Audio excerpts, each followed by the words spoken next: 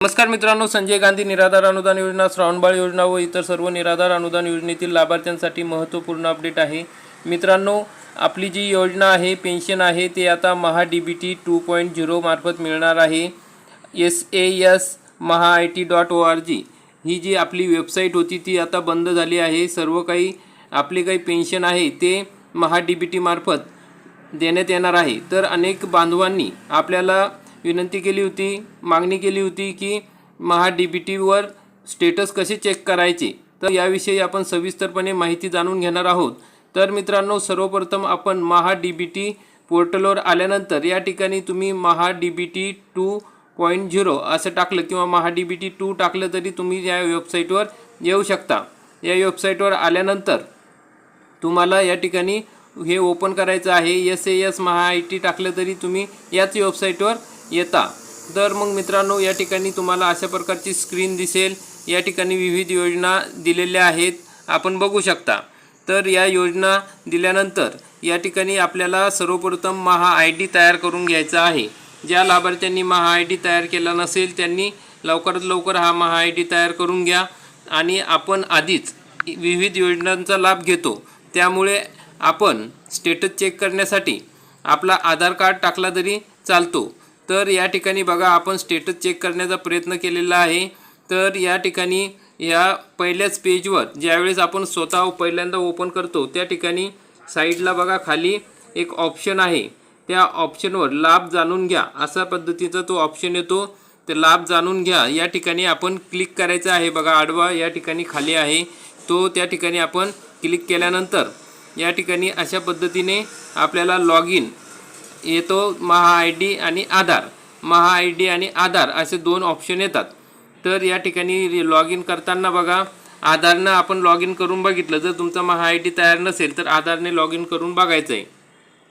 या ठिकाणी आपला आधार नंबर टाकायचा आहे आणि लॉग इन करायचं आहे। जर तुमचा आधार नंबर या ठिकाणी नसेल तर त्या ठिकाणी तुम्हाला आधार इज रिक्वायर्ड अशा पद्धतीने ऑप्शन येतं, कारण की तुमचं त्या ठिकाणी जोडलेला नसेल, तुम्ही योजनेचा लाभ घेत नसाल तर।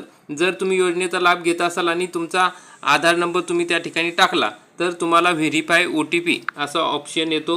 व्हेरीफाय तुमच्या मोबाईलवर जो मोबाईल नंबर तुमच्या आधारला लिंक आहे त्या ठिकाणी बघा शेवटचे काही अंकसुद्धा दाखवले जातात। तर त्या ठिकाणी OTP जातो आणि मग OTP गेल्यानंतर तो आपण OTP टाकून बघितला तर त्या ठिकाणी OTP टाकल्यानंतर बघा थोडा वेळ त्याची मुदत असते, त्या मुदतीच्या आत तो OTP टाकणं गरजेचं आहे। मग OTP टाकल्यानंतर अजूनपर्यंत या ठिकाणी ही वेबसाईट पूर्णपणे चालू झालेली नाही, त्यामुळे एरर येत आहे। आपण आपला स्टेटस चेक करू शकत नाही। जर तुम्ही अशा पद्धतीने ट्राय करून बघा, तुम्ही तुमचा लाभ बघू शकता। परंतु आता सध्या या ठिकाणी एरर येत आहे, ओपन होत नाही, आपलं स्टेटस बघता येत नाही। फक्त लाभार्थ्यांनी या ठिकाणी आपल्याला मागणी केली होती की स्टेटस कशी चेक करायची नवीन वेबसाईटवर, त्यासाठी हा व्हिडिओ बनवत आहोत। तर मित्रांनो, या वेबसाईटवर काम चालू असल्यामुळे अनेक ठिकाणी या ठिकाणी मनस्ताप सहन करावा लागत आहे। 1.5 महिन्यापासून महा-DBT पोर्टल बंद आहे, त्यामुळे निराधार लाभार्थ्यांना मनस्ताप सहन करावा लागत आहे। माननीय आमदार रोहित पवार यांनी सुद्धा या ठिकाणी यांच्याकडे विनंती केलेली आहे की लवकरात लवकर हे पोर्टल चालू करावे, महा-DBTची प्रक्रिया पूर्ण करावी आणि सर्व लाभार्थ्यांना या ठिकाणी स्कॉलरशिपचे फॉर्म तसेच इतर फॉर्म भरता येत नाही आहे। ते बंद असल्यामुळे हयातीचा दाखलासुद्धा निघत नाही आहे, हयातीचा दाखल्यातसुद्धा एरर येत आहे। अनेक लाभार्थी या ठिकाणी परेशान झालेले आहेत। या ठिकाणी बघू शकता, महा-DBT पोर्टलचे महा-DBT 2.0 मध्ये रूपांतर करून 1 महिना पूर्ण झाला आहे, मात्र तांत्रिक काम अद्याप अपूर्ण असल्याने निराधार योजनेतील लाभार्थ्यांचा खोळंबा झालेला आहे।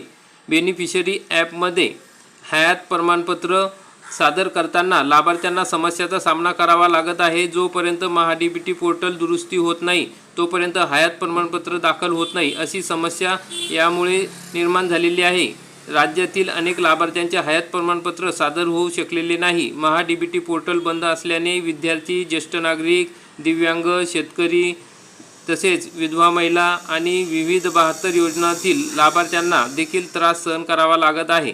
महा-DBT पोर्टलवर 1 ते 15 जून या काळात पोर्टल बंद राहील असे सांगितले होते। सुरू होण्याची तारीख जाहीर करण्यात आली।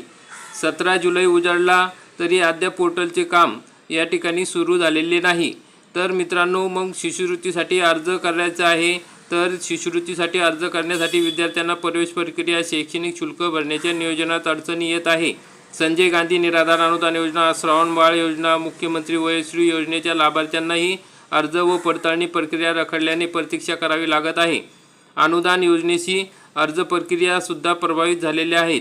विविध 72 योजना आहेत, मग यामध्ये अपग्रेडेशन सुरू आहे। या प्रक्रियेमुळे मॅट्रिकोत्तरच्या 54, मॅट्रिकपूर्वीच्या 15, संजय गांधी श्रावण बाळ योजनेच्या आणि मुख्यमंत्री वयश्री योजनेच्या अशा एकूण 72 योजना या ठिकाणी योजना संबंधित तात्पुरत्या स्वरूपात बंद आहे।